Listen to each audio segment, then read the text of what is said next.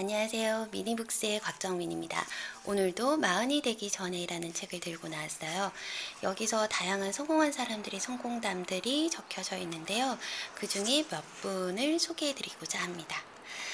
시간을 낼 수 없다라고 주장하신 명언을 남기신 노아 케이건이라는 분이 계신데요. 이분은 페이스북의 30번째 직원이고 민트닷컴의 4번째 직원이었으며 웹사이트 트래픽을 늘리는 데 필요한 도구를 무료로 제공하는 써머미의 최고 설립자이기도 하대요.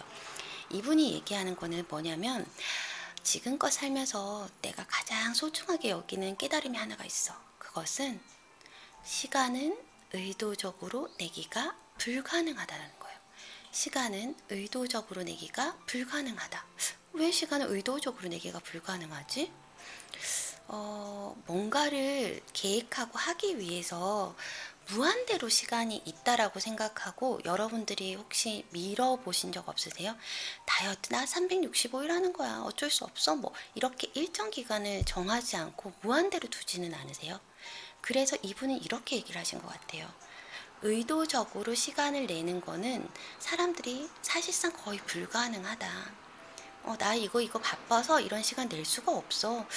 나 오늘 9 to 6의 삶에서 회사 갔다가 저녁에 이렇게 책 읽는 게 너무 불가능해 라고 생각을 하시는 경우가 많다라는 거예요.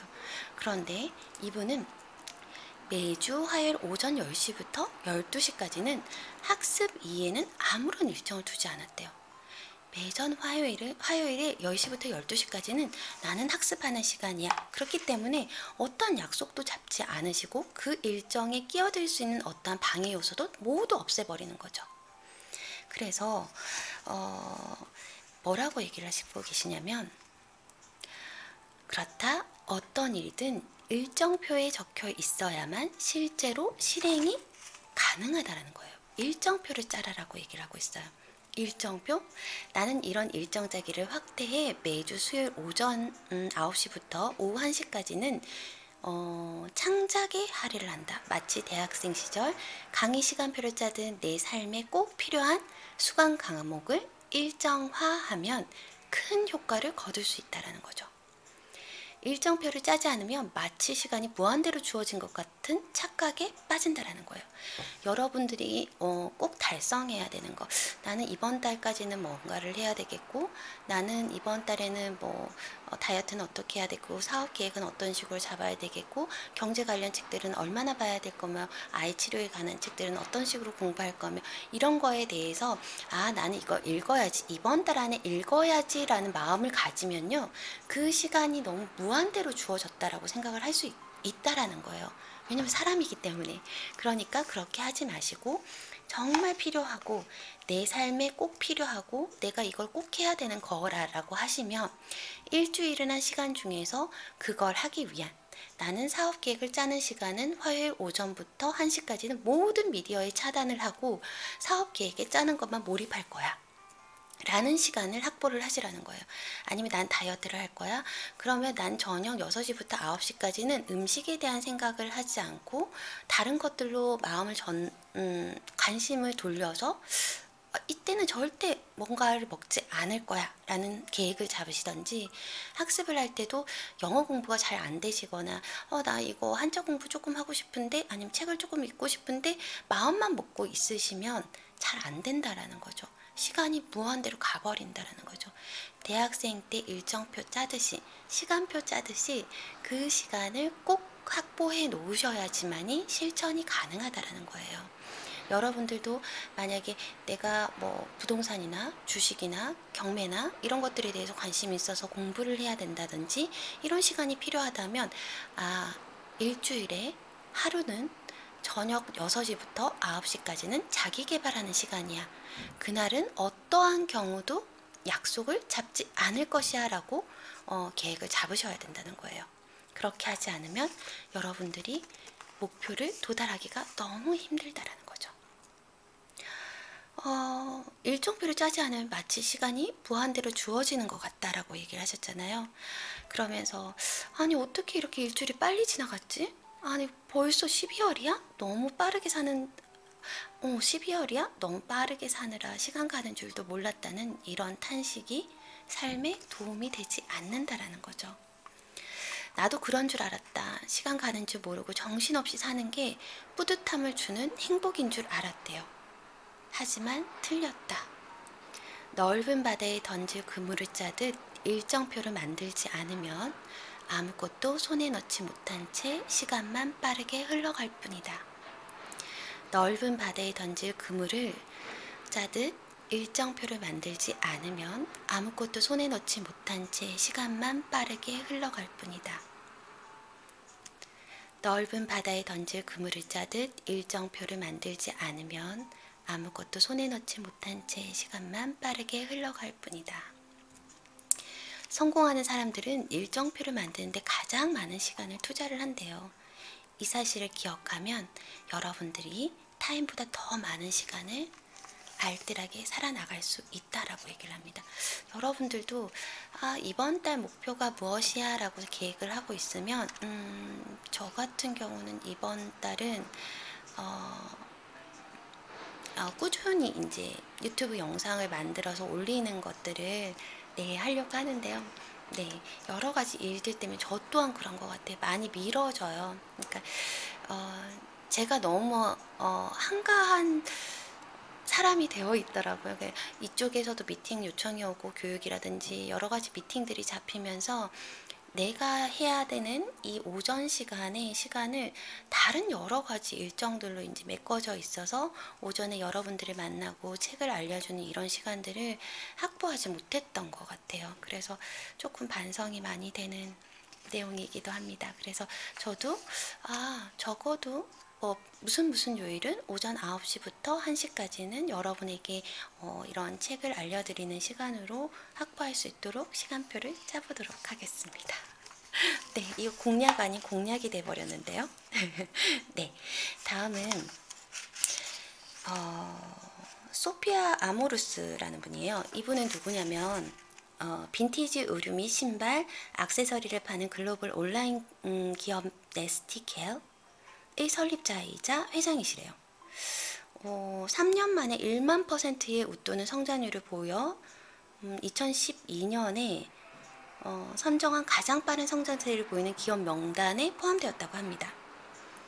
포브스는 그녀를 패션계의 새로운 현상이라고 정의를 했고 최근에는 디자인, 패션, 음악계에 종사하는 여성들을 경제적으로 지원하는 걸버스 재단을 설립했다고 합니다. 그녀의 책 걸버스는 뉴욕타임스 베스트셀러에 올랐고 15개국에 출간되었다고 합니다. 도대체 소피아 아모루스는 어떤 말을 했을까요? 소피아 아모루스는 이렇게 얘기를 했어요. 여러분, 지킬 수 없는 약속을 하세요. 지킬 수 없는 약속을 하세요. 지킬 수 없는 약속을 하래요. 자, 여러분들한테 해주고 싶은 말이 단 한 가지가 있습니다. 앞으로 당신의 삶은 결코 쉬워지지 않는데요. 나이가 들수록 도전도 커진다라는 거죠. 앞으로 당신의 삶은 결코 쉬워지지 않습니다. 나이가 들수록 도전도 커집니다. 쉽지 않다. 편해지지도 않고 때려치우기도 어려워진대요. 여러분, 회사 때려치우기도 너무 어려워지고 편해지지도 않는다는 거죠. 고민의 깊이와 퀄리티와 이런 것들이 더 깊어진다라는 거예요. 그러면서 이렇게 얘기를 하고 있어요. 답은 어제도 오늘도 내일도 고군분투하고 살 것이라는 거예요. 그런데 그런 고군분투의 결과를 좋게 만드는 방법이 하나가 있대요. 그 방법이 뭘까요? 지킬 수 있을지 확실하지 않은 약속을 한 후 그걸 지킬 방법을 찾아내라는 거예요. 여러분들이 지키지 못할 것 같은, 아니면 지켜질까라고 의구심이 드는, 아니면 내가 해야 되는 것들에 대한 목표를 선포하라고 얘기를 하고 있어요. 여기서 이분은 어떻게 했냐면요. 이베이에서 작은 규모의 판매자로 일하고 있던 나는 어느 날 문득 재미삼아서 고객 피드백란에 이걸 적었대요. 개봉 박두라는 코멘트를 남기면서 쇼핑몰 사이트를 댓글로 이렇게 달았다는 거예요. 물론 코멘트를 남겼을 당시에는 이 사이트를 만들 자금도 없고 시간도 없었대요. 그러니까 확실하지 않은 거죠. 자기가 달성할 수 있을까 없을까에 대한 확신도 없는 상태에서 그냥 댓글로 개봉 박두 사이트를 막 남긴 거예요. 근데 너무 놀랍게도 이 사이트에 대해서 고객들이 흥미를 보이고 저거 뭐지? 라는 반응들이 보이기 시작한 거예요. 그래서 이분이 이랬대요. 젠장. 진짜 빨리 웹사이트를 만들지 않으면 고객들에게 비웃음이 쏟아지겠군. 그랬다는 거예요. 그러니까 어쩔 수 없이 만들어야 되는 거예요. 이미 자기가 선포를 했기 때문에. 같은 경우도 얼마 전에 제가 영어 발표회를 한번 했었거든요. 아이들을 부모님들을 초대를 하고 이제 여러 가지 이제 아이들에게 연습을 시켜서 영어로 이제 발표를 하는 걸 하는데 굉장히 너무 부담이 되는 거예요. 부모님들을 모셔놓고 한다는 것 자체가. 그리고 이 아이들이 과연 잘 해낼 수 있을까라는, 제가 어쩌면 아이들에게 너무 미안하지만 믿음이 부족했을 수도 있을 것 같아요. 그런데 정말 너무너무 잘하는 거예요. 근데 그걸 떠나서 그 조바심이 나고 내가 과연 이걸 할 수 있을까? 너무 무섭다. 그냥 안 하고 넘어가. 저는 안 해도 그만이거든요. 그렇지만 아이들에게는 분명한 성장이 있기 때문에 이거를 꼭 해줬을 때 어떤 반응이 있고 어떤 것들이 이 아이들에게 도움이 될 거라는 걸 알기 때문에 그냥 무작정 이제 학부모님들한테 문자를 돌리기 시작합니다. 네, 초대합니다. 저희가 부모님들을 모시고 작지만 조촐한 쇼앤텔 프레젠테이션을 실시합니다 라고 이제 공포를 한 거죠. 그때는 이제는 어떻게 할 도리가 없어요. 이미 부모님들 쫙 다 나갔기 때문에. 네, 그러고 나서 근데 너무 성황리에 잘 됐고 아이들도 반응이 너무 좋았고 자기네들이 자존감이 한층 더 성장을 하면서 정말 I'm a girl 이것밖에 못하는 아이들이 자기는 영어 되게 잘한다라고 생각을 하더라고요. 그런 걸 보면서 여러분들도 내가 이걸 할 수 있을까 못할까 약간 두렵고 막 이런 것들이 있을 거예요. 김미경 선생님 그렇다 하셨잖아요. 영어로 강의하겠다고.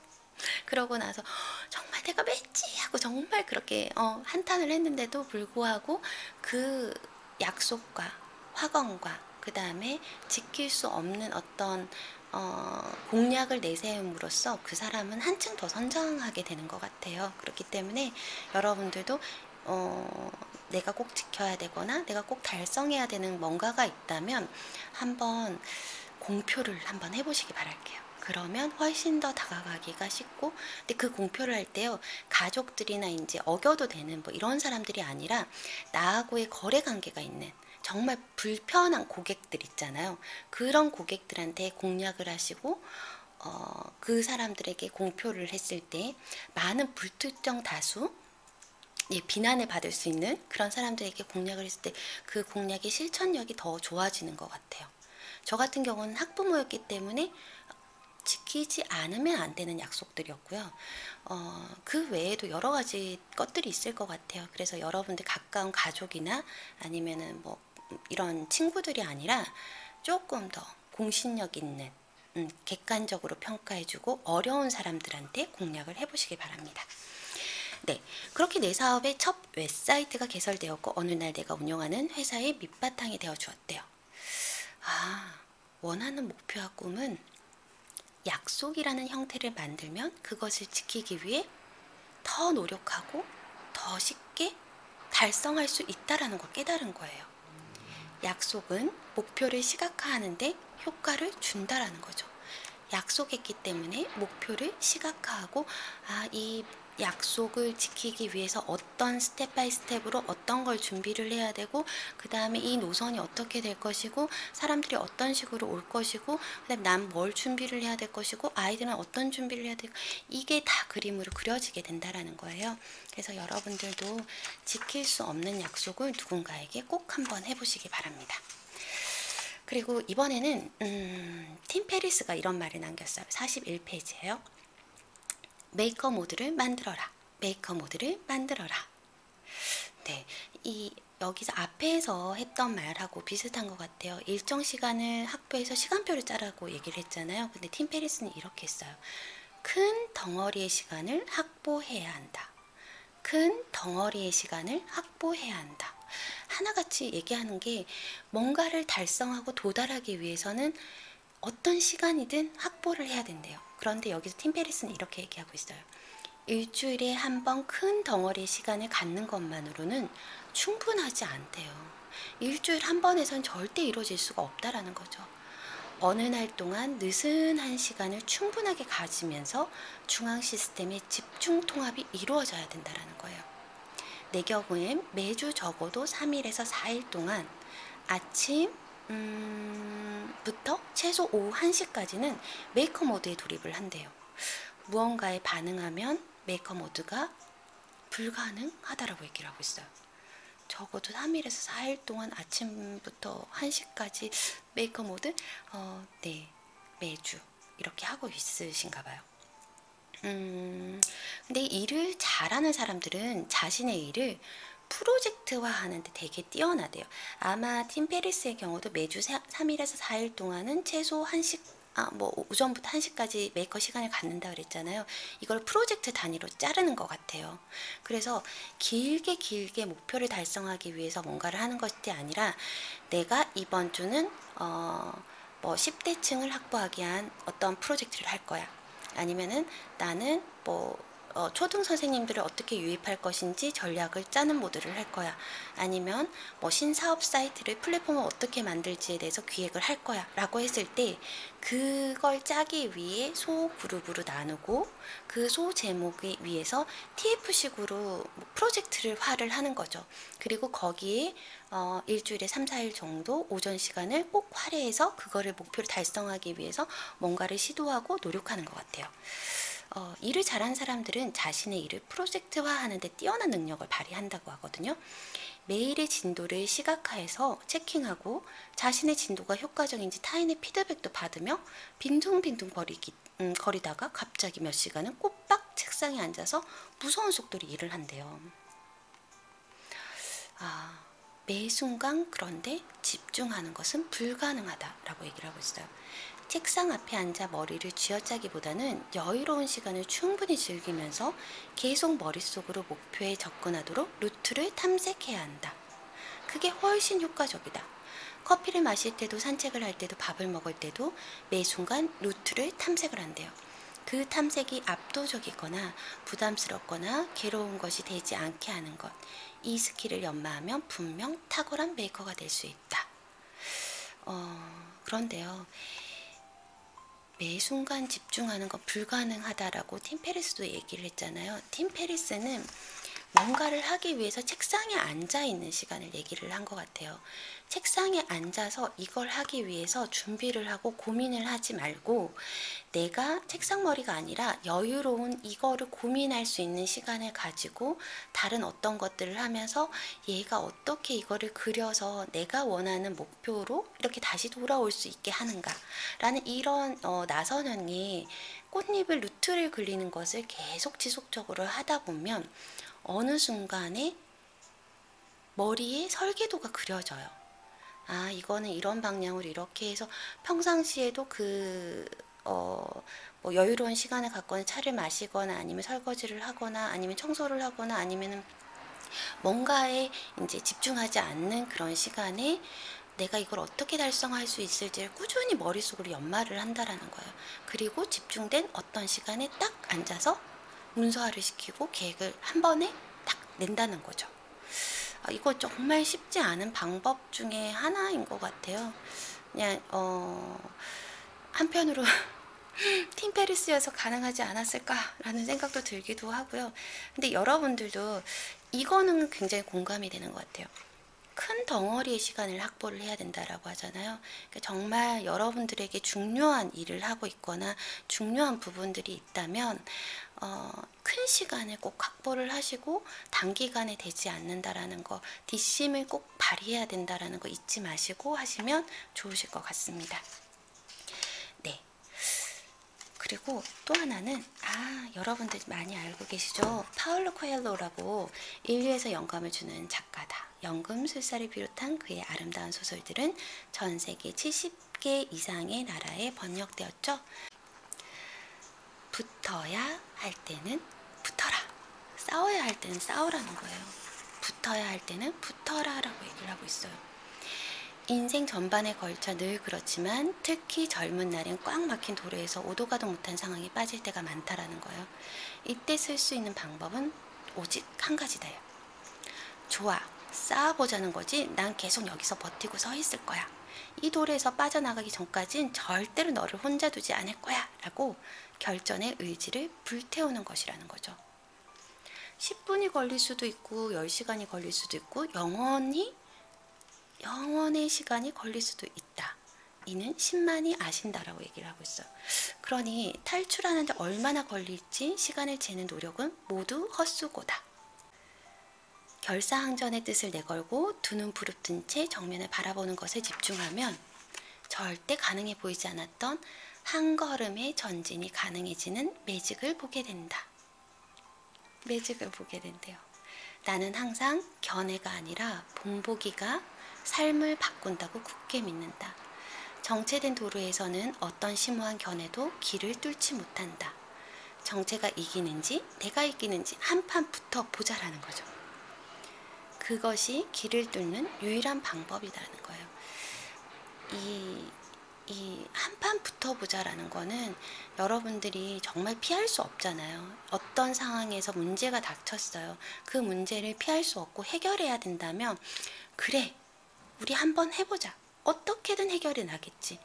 끝까지 해서 한판 붙어서 지든 이기든 어떤 결론은 날 거 아니에요. 그러니까 피하지 말고 끝까지 해보자라는 내용을 남기신 것 같아요.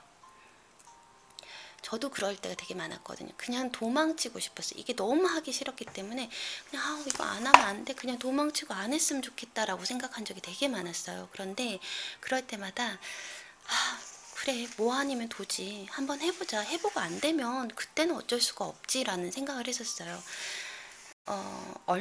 얼마 전도 아니구나. 네, 저희 이제 이사 때문에 여러 가지를 이렇게 고민을 하다가 이사를 너무 먼 데로 가게 되는 거예요. 그래서 그러면 난 내가 이게 가르치는 아이들은 어떻게 하고 너무 고민이 되게 많이 컸어요. 그래서 이거를 어떻게 해야 되나 막 고민을 하고 있는데 내가 어떻게 손 써서 해결할 수 없는 부분에 대해서는 고민을 하지 말자라고 하고 내려놓고 나는 어떻게든 그거 하나만 놓지 않았어요. 나는 이 아이들을 절대 포기하지 않을 거야. 나는 이 아이들을 어떻게든 되게끔 만들 거야. 얘네들은 충분히 가능해. 라는 믿음 하나를 놓지를 않았거든요. 근데 정말 우연찮게 잘 해결이 됐어요. 그래서 계속 이 아이들을 가르칠 수 있게 됐고 이사도 이제 조금 연기가 되고 여러 가지 상황들이 되게 좋게 떨어졌었거든요. 그것처럼 여러분들이 정말 이제 피할 수 없는 어떠한 상황들이 되거나 그러실 때 그냥 부딪혀 보세요. 그 대신에 내가 어떻게 갔으면 좋겠다라는 그 믿음을 포기하지 않고 끝까지 가시면 꼭 달성되시는 경우들이 굉장히 많아요. 저는 이걸 경험하면서 내가 생각지도 않았는데 이런 일들이 일어나는 것들을 보면 내가 끌어당김의 힘을 발휘하고 있구나라는 생각이 들었었거든요. 그리고 저 같은 사람들이 좀 많았으면 좋겠어요. 그러니까 여기서 얘기를 드리기는 다음에 얘기를 드리고요. 너무 아이들을 상업적으로 대하지 않는 사람들이 많이 늘어나기를 간절히 바래요. 그런 분들이 현실과 타협하고 학부모들과 타협하면서 아이들이 너무 많이 상처받고 힘들어하고 지쳐가고 있어요. 그런 아이들을 지금 다 자라신 성인분들께서 많이 저의 방송을 듣고 계신 분들이라도 많이 지원해 주시고 도와주시기 바랍니다. 그 아이들이 행복하게 자라야 우리 여기 앞으로 살 세상들이 조금 더 괜찮아지지 않을까요? 네, 이 아이들이 바르게 자라고 학습의 노예, 그 학습은 고등학교 때까지 그냥 암기 위주잖아요. 그런 암기 위주는 그때까지 그 다음에 살면서 깨달을 때까지 할 수 있는 공부들 충분히 할 수 있으니까 그런 공부를 하면서 좀 밝게 자라날 수 있는 환경을 만들어줬으면 좋겠어요. 네, 그렇게 됐으면 좋겠고 여러분들도 정말 그래, 네가 이기나 내가 이기나 한번 해보자 라는 식으로 붙어야 할 때가 있어요. 그냥 피하지 마시고 그럴 때는 붙으세요. 붙어서 쟁취하셔서 이겨내시는 거죠. 그렇게 해보시길 바랄게요. 그리고 다음에 조금 더 전달드린 내용은 네, 이것도 제가 너무 좋았어요. 근데 읽으면서 이거 누구지? 너무 좋다. 이거 정말 내 얘기 하나 이런 생각이 들었는데 제임스 페디먼이라는 심리학자예요. 하버드 대학교를 졸업하고 스탠퍼드 대학교에서 박사학위를 취득한 미국에서 가장 존경받는 심리학자래요. 그런데 여기 뭐라고 나와 있냐면 삶이란 아무리 절묘하고 효율적으로 배치해도 경고와 독촉에서 벗어나기는 매우 어렵다. 특히 깊은 불황의 시대를 살아가는 젊은 당신은 나이 든 사람보다 이 사실을 더 잘 알고 있다. 그래서 커피와 알코올, 우울증의 유혹에 매일 직면한다. 하지만 그렇게 피해서는 될 일이 아니라는 사실 또한 잘 알기 때문에 끊임없이 뭔가에 짓눌리고 허덕인다라는 거죠. 20개의 창에서 20개의 어플리케이션이 돌아가는 삶에서 탈출하는 현명한 방법은 창을 닫는 것이다. 여러 개가 돌아가고 있으면 그 창을 닫는 방법밖에 없대요. 여러분께서 창을 닫으셔야 되세요. 중국의 철학자 노자는 이렇게 말했대요. 기분이 우울하면 과거에 사는 것이고 불안하다면 미래에 사는 것이다. 마음이 평화롭다면 지금 이 순간을 살고 있는 것이다. 마음이 평화롭다면 지금 이 순간을 살고 있는 것이다. 기분이 우울하면 과거에 사는 것이고 불안하다면 미래에 살고 있는 것이고 마음이 평화롭다면 지금 이 순간에 있는 것이다. 기분이 우울해서 열어놓은 창은 닫아라. 불안해서 열어놓은 창도 닫으래요. 이것만으로도 한결 가벼워질 수 있다라는 거예요. 기분이 혹시 지금 우울하거나 다운되신 분들 계세요? 그분들은 과거의 일 때문에 우울하신 거예요. 그 창을 닫아버리세요. 잠깐 내려놔도 변하지 않아요. 내가 잠깐 생각한다고 해서 뭔가 특별하게 바뀌지 않아요. 그렇기 때문에 과거에 우울했던 기분은 잠깐 창을 닫으시고, 혹시 뭔가가 불안하세요? 불안하시면 그 미래에 대한 것도 잠깐 내려놓으세요. 미래에 나는 어떻게 할까? 나는 어떤 모습일까? 나는 얼마나 성장했을까? 불안하세요? 그러면 그걸 잠깐 내려놓으시고 접으세요. 우울한 마음과 불안한 마음은 과거와 미래에서 오는 것입니다. 마음이 평화롭다면 지금 이 순간에 살아보시기 바랄게요.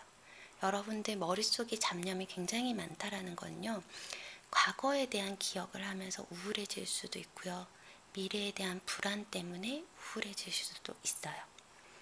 그렇다면 마음이 평화롭다는 것은 어떤 뜻일까? 마음이 평화롭다라는 건 어떤 뜻일까? 집중할 곳이 있다라는 의미래요. 현재에 집중하는 거겠죠? 집중할 곳이 있다는 의미다. 우울과 불안의 창, 걱정의 창, 에너지만 잡아먹는 번다한 창들을 차례대로 닫고 나면 집중할 곳이 어디인지 알게 된다. 집중할 곳을 찾는 데는 시간이 오래 걸리기 마련이다. 따라서 당장에 집중할 곳을 찾지 못했다고 조바심을 내는 대신 창문을 닦으며 언제나 마음을 느긋하게 가지길 바란다. 복잡하게 얽힌 문제의 타래들을 하나하나 풀려고 애쓰지 마라. 그냥 거리를 두고 바라보다 보면 조금씩 자동으로 단순해질 것이다. 복잡하게 얽힌 문제의 타래를 하나하나 풀려고 애쓰지 말아요. 그냥 거리를 두고 바라보면 조금씩 자동으로 단순해질 것이다. 인생의 모든 이치가 그런데 저절로 단순해지고 간단해지고 투명해질 때까지 기다리지 못할 뿐이래요. 시간이 지나면 저절로 단순해지고 간단해지고 투명해지는데 그때까지 기다리지 못할 뿐이래요. 너무 애쓰지 않는 가벼운 마음으로 일상을 정리하다 보면 자연스럽게 열중할 수 있는 일이 어디에 있는지 알게 될 것이다. 너무 애쓰지 말래요. 제가 그 생각을 했어요. 명상을 하거나 요가를 하거나 이럴 때 제가 되게 울컥울컥 할 때가 많거든요. 여러분들 보셔서 아실 것 같은데, 신이 있다면, 저는 종교가 없어요. 그런데 신이 있다면 나에게 왜 이거를 하라고 하셨을까? 나의 재능이 뭐길래 여러분들한테 이걸 전해줄까라는 생각이 들었어요. 그랬더니 저는 그건 것 같아요. 아이와 가족을 너무 사랑하는 마음과 그 다음에 저같이 되게 여린 사람들이 있을 것 같아요. 저는 고백 아닌 고백이 되는데 되게 상처도 잘 받고 여리고 감정적이고 머리보다는 감성이 먼저 움직이는 사람이더라고요. 그래서 되게 이 사회를 살아가면서 성공도 하고 싶고 그렇지만 마음이 되게 여리고 순수하고 상처를 잘 받는 사람들이 있을 것 같아요. 그리고 저는 이제 육아하면서도 우울증도 되게 오래 앓았었기 때문에 저처럼 이런 사람들에게 조금이라도 마음 편하게 할 수 있는 방법이 뭐가 있을까? 그들에게 좀 편안한 방송을 내보내면서 그들도 마음에 감정의 힘을 좀 쌓았으면 좋겠다라는 생각이 들었거든요. 만약에 신이 있다면 나에게 그 역할을 하라라고 보내신 건 아닐까라는 생각을 해봤었어요. 그러니까 제가 그저께는 너무 그냥 약간 좀 당황스러운 일들이 있었어요. 저한테 되게 소중한 아이가 한 명 있었는데 그 아이가 떠나게 됐어요. 그 아이가 떠나면서 이제 많이 울면서 이제 갔거든요. 그런데 그것보다 더 속상했던 건 뭐냐면 그 아이의 부모가 진짜 먼 거리에서 저한테 왔다 갔다 통학을 하면서 수업을 들었었어요. 근데 그 아이가 너무 재밌게 다니고 너무 좋아해서 나는 그 아이에 대해서만 포커스를 맞췄었어요. 그러다가 못 오게 되고 나서 그게 되게 그날 저녁에는 굉장히 섭섭했었거든요. 그런데 그 다음날 이런 생각이 들더라고요. 걔를 매일같이 픽업하고 데려다 주고 하시는 부모가 얼마나 힘들었을까. 이 긴 시간 동안 얼마나 많이 힘드셨을까라는 생각이 들었어요. 그거를 생각을 저는 못했었어요. 그냥 이 아이한테만 포커스를 맞춰서 어떻게 하면 더 재밌게 아이가 할까만을 고민을 했었는데 문득 그런 생각이 드는 거예요. 아, 나한테 참 참고 오랫동안 보내줬구나. 참 그 고뇌를 감내하면서 보내줬구나. 라는 생각이 들면서 그 부모님이 너무 고마운 거예요. 그래서 그날 이제 아침에 일어나자마자 아이의 영어 녹음하던 음성들과 여러 가지 사진들을 한꺼번에 모아서 우리 예뻤던 이 아이의 모습입니다. 이걸 간직할 수 있도록 많이 노력해 주셔서 감사합니다. 그리고 오랜 시간 나에게 이 아이를 믿고 맡겨주셔서 너무 감사합니다. 이 아이가 예쁘게 잘 자랄 수 있도록 많이 지원해 주셨으면 좋겠습니다. 라고 감사의 문자를 보냈어요. 그냥. 그 엄마는 너무 힘들었던 거예요. 정말 막 완복 1시간씩 걸리면서 저한테 왔다 갔다 하셨는데 그들도 되게 힘들었겠다라는 거를 제가 몰랐었거든요. 그런데 이제 어느 날 보니까 그게 깨닫게 되고 여러 가지 이제 그러면서 제 마음이 굉장히 편해지기 시작했어요. 그래서 여러분들도 혹시나 뭔가를 하시다가 마음에 상처를 받거나 힘든 일이 있거나 우울해지거나 불안해지는 사건들이 있으면 그건 저절로 단순해져요. 그리고 한 번 더 그 사람의 입장에서 생각을 해보게 되면 그 일이 해결이 돼요. 저도 그 순간에는 너무 조금 속상하고 왜 지금 와서 아이가 이만큼을 해놨는데 이렇게 끊어서 이제 흐름을 깰까라는 것 때문에 그날 저녁에 너무 속상했었거든요. 그런데 그게 시간이 지나서 그들의 부모의 입장에서 한번 생각을 해보고 그들이 왜 그런 선택을 해야 될 수밖에 없었는지에 대한 것들을 여러 가지를 생각을 하니 참 내가 욕심이 많았구나. 그렇게 하면 안 됐었는데 저절로 단순해지고요. 그 이유가 명백해지면서 간결하게 해결이 되더라고요. 문제가 있거나 불안하거나 우울하시다면 너무 조급해하지 마시고요. 그냥 조금 흘러가게끔 기다려보세요. 그러시면 다 해결이 될 거예요. 그 짙었던 멍울이 들었던 그 상처들도 옅어지고요. 단순해지고 간단해질 때가 와요. 그거를 못 기다려서 힘드실 수도 있으니까 그거를 조금 더 기다려 보시기 바랍니다. 그리고 너무 애쓰지 마세요. 애쓰다 보면 너무 애쓰지 않아도 괜찮아요. 지금까지 잘 사셨어요. 애쓰지 않으셔도 되시고요. 조금 내려놓으셔도 변하지 않습니다. 삶의 무수한 잘들은 결코 삭제되거나 사라지지는 않아요. 지혜는 창을 닫는 연습을 하는 것이래요. 창을 닫는 연습을 하는 것이라고요. 우울한 마음이 드세요? 그러면 그게 흘러가게끔 이거 하지 말아야지 나 생각하면 안 돼 라고 하지 마시고요. 아, 이 기분이 나한테 왔구나. 다시 흘러가겠구나. 난 다시 원점으로 와야지. 지금 현재 머물러야지. 불안하세요? 아, 불안한 마음이 왔구나. 이것 또한 흘러갈 것이야. 나는 지금 현재를 즐겁게 보내야지. 라는 지혜가 필요합니다. 언제든 불안과 우울이 오시게 되면 그냥 흘려보내세요. 그 감정 또한 감정이에요. 그냥 흘러가게 두시고 다시 원점으로 돌아와야 된다는 그 생각만을 하시기 바랄게요. 네, 여러분들도 불안과 우울이 있거나 그러시면 과거나 미래에 매이지 마시고 현재를 즐기시기 바랍니다. 그러면서 C.S. 루이스는 이런 말을 남겼네요. 한 사람이 다른 사람에게 뭐? 너도? 헉, 나만 그런 줄 알았어 라고 말하는 순간 우정이 싹 튼대요. 누군가가 무슨 얘기를 하시게 되면 아 진짜? 나도 그랬니? 너도 그랬니? 라고 한번 오늘 마음에 드시는 짝꿍이 있으시면 한번 얘기해 보시고요. 아 저는 저희 아이한테 써먹거든요. 그랬어? 엄마도 그랬는데 이렇게 얘기하거든요. 여러분들도 한번 써먹어 보시면 우정이 싹 트게 되실 겁니다. 네, 다음은 알렉시스 오웬이언이라는 분인데요. 이분은 누구냐면 리딕과 힘먼크의 공동 설립자로 세상에서 가장 잘 알려져 있대요. 근데 이분은 세계에서 가장 까탈스러운 스타트업 액셀러레이터라고 하네요. 도대체 왜 이분이 뭐라고 남기셨을까요?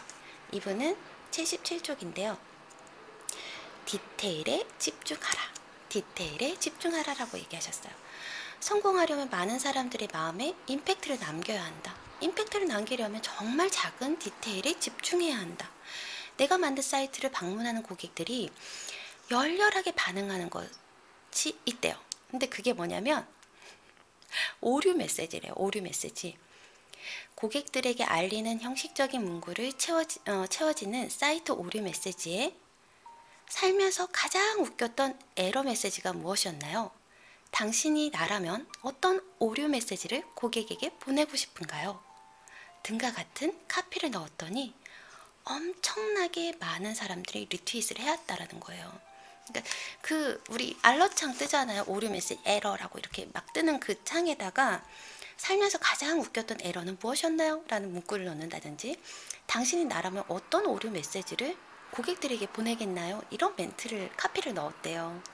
그러면서 고객들이 가장 많이 열광하는 반응 중에 하나였대요. 디테일에 집중한다는 것은 사람들이 전혀 생각지 못한 곳에 공략하는 전술이다. 대부분의 경쟁자들이 이제 신경 쓰지 않기에 사람들의 기준에 낮게 잡혀있는 곳을 찾아내 파고들면 성공 확률은 매우 높아진다는 거죠.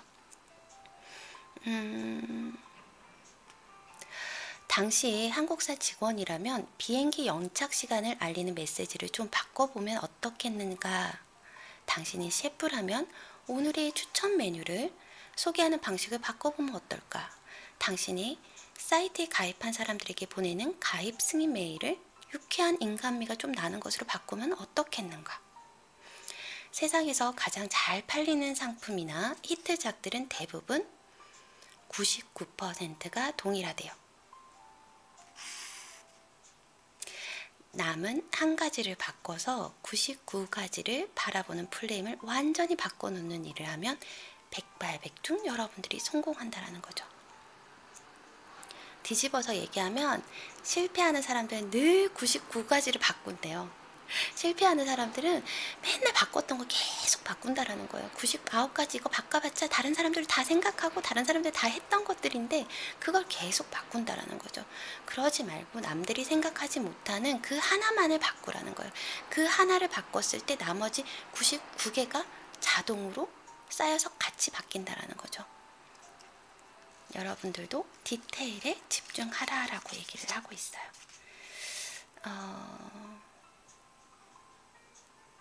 매트 물렌워크라는 분인데요. 비즈니스 위크가 선정한 인터넷상에서 가장 영향력 있는 인물로 꼽혔고 이는 상당히 겸손한 소개인 듯하다. 그는 현재 전체 인터넷의 25% 이상에서 사용되는 워드 프로세스를 처음 만든 수석 개발자로 가장 잘 알려져 있대요. 근데 이분이 물렌워크가 뭐라고 했냐면 이 책을 읽는 젊은 독자들에게 진심으로 말해주고 싶다. 무엇이든 천천히 서둘러래요. 무엇이든 천천히 서둘러라. 내가 젊은 시절 저지른 실수는 대부분 나태함과 게으름 때문이 아니었대요. 야심 때문이었대요. 초조함에 압도당할 때는 명상을 하든 컴퓨터 모니터 앞에 앉아서 앞에서 벗어나 당신 자신을 위해 시간을 쓰든 아니면 지금 대화를 나누거나 함께 있는 상대에게 집중을 하든지 속도를 늦춰야 한대요. 속도를 늦춰라. 오늘 못한 일은 내일 하라. 내일도 못할 것 같으면 잊어버리래요. 그것이 중요한 일이면 언제든 반드시 당신의 삶에 나타날 것이다. 그때 해도 늦지 않다라는 거예요. 오늘 못한 일은 내일 하라. 내일도 못할 것 같으면 잊어버리래요. 당신의 삶에 나타날 것이고 중요한 일은 언제든지 나타나게 된대요. 그리고 그때 해도 늦지 않다라는 거예요. 조바심으로 성공한 사람들은 없다. 성급하게 뛰어든 사람의 후일담은 모두 실패담이다. 천천히 하라. 천천히 하면 포기하지 않게 된다. 우리 모두 너무나 잘 알고 있듯 성공은 결국 포기하지 않는 사람이 가져간다. 포기하지 않으면 성공 가져간다라는 거예요. 여러분들도 포기하지 마시기 바랍니다. 네, 그리고 여기 부분도 모건 스펄록이라는 분이신데요. 뉴욕에서 활동하는 세계적인 다큐멘터리 영화 감독이고 그의 첫 번째 영화 슈퍼사이즈 미는 2004년 선댄스 영화제에서 최우수 감독상을 받았고 이 영화는 아카데미 최우수 다큐멘터리의 부문에 후보에 올랐다라고 하고 있는데요.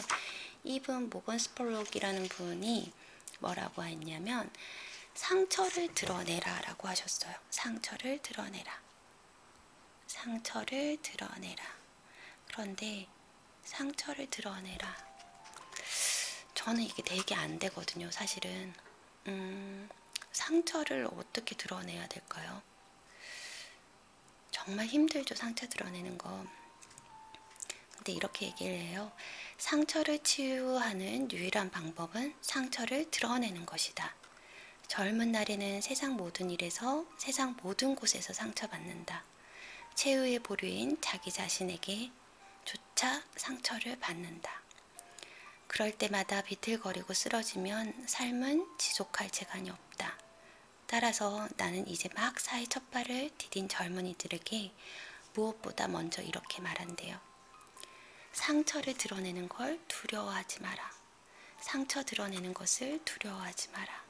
상처 또한 당신의 모습 중 일부이니까. 상처 또한 당신의 모습 중의 일부분이래요. 상처는 나의 외부에 존재하지 않는다. 상처는 내 몸과 마음의 일부다. 날이 더우면 자연스럽게 반팔티를 입고 맨살을 드러내듯 상처 또한 두려움 없이 드러낼 수 있을 때 따뜻한 햇볕이 머물고 바람이 부는 동안 건강하게 아물어간다. 상처받지 않으려고 노력하지 마라. 상처를 드러내려고 노력하라. 드러내면 반드시 치유가 나타난다. 인생은 그 치유자와 동행으로 계속된다 라고 얘기를 하고 있어요.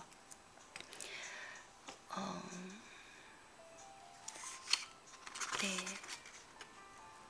상처를 드러내는 것을 두려워하지 마라. 상처 또한 당신의 본 모습 중 일부이니까. 상처 드러내는 것을 두려워 마라. 제가 이거를 잘 못하는 것 같아요. 되게 잘 못하는 것 중에 하나이고, 제가 초등학교, 중학교 때, 고등학교 때, 대학교 때 쭉 살면서 그랬던 것 같아요.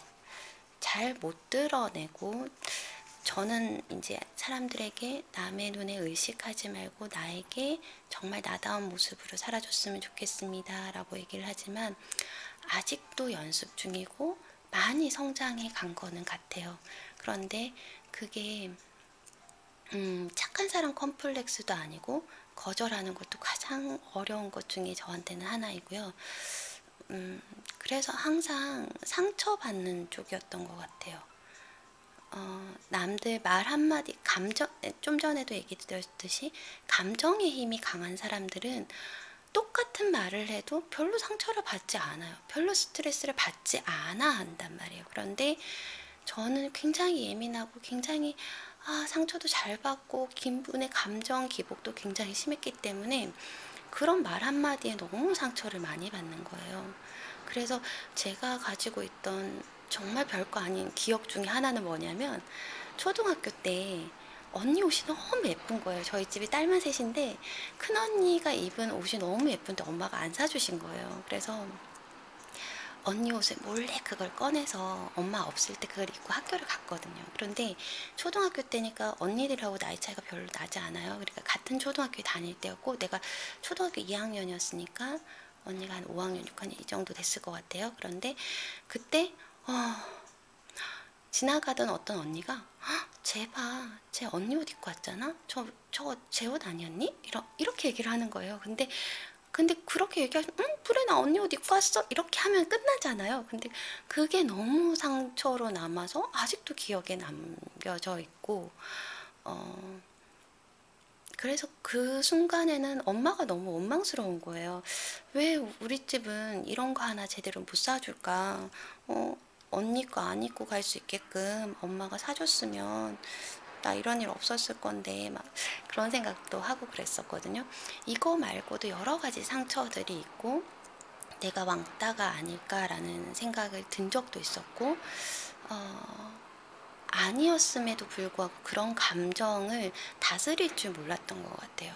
그때는 너무 어리석게도 이런 감정이 왔을 때 내가 어떤 감정으로 승화를 하고 흘려보내고 내가 걸러들어야 되는지에 대한 힘이 없었던 것 같아요. 그렇지만 지금도 많이 훈련을 하고 있고, 여러분들 중에서도 누군가가 그런 사람들이 있다면 이거는 훈련으로 감당을 하실 수 있는 부분들이에요. 그래서 많은 훈련을 하고 강하게 클 수 있게끔, 그리고 내가 강하게 살아나갈 수 있게끔 여러 가지 훈련을 같이 해주시면 좋을 것 같아요. 그래서 상처를 드러내라. 그거 드러내는 거를 너무 두려워하지 마라. 상처 또한 당신의 본 모습이다. 상처 또한 여러분들의 본 모습입니다. 여러분들, 오늘은 여기까지 할 건데요. 지금 이삿짐 센터가 계속 왔다 갔다 다녀서 제가 항상 저것 때문에 방송을 못 찍었었거든요. 근데 오늘은 조금 시끄럽더라도 양해 좀 부탁드릴게요. 여러 가지 제약 조건들을 따지고 보면 제가 찍을 수 있는, 여러분들을 만나고 좋은 얘기를 전달해 드릴 수 있는 시간들이 너무 없는 거예요. 그래서 오늘은 저 잡음 들어가는 거 어쩔 수 없지 뭐. 내가 이거를 어떤 밀폐된 정말 완벽한 공간에서 찍지 않는 이상 이런 여러 가지 잡음들이 들어갈 수밖에 없는 것 같더라고요. 이런 것들은 좀 양해해 주시기 바라고요. 여러 성공한 사람들의 명언들과 그 다음에 그들의 삶의 지혜에 대해서 오늘 앞부분에 좀 전달을 해드렸어요. 그리고 지금 앞으로도 한 두 번에서 세 번 정도 이제 여러분들한테 성공한 사람들이 어떤 사례를 가지고 무엇이 이들을 성공하게 만들어진 건지에 대한 노하우를 제가 조금씩 씹어서 알려드리도록 하겠습니다. 여러분들 오늘도 좋았으면 좋아요, 구독 버튼 부탁드리고요. 오늘도 좋고 행복한 하루 보내세요. 오늘은 여기까지 하겠습니다. 감사합니다. 좋은 하루 보내세요.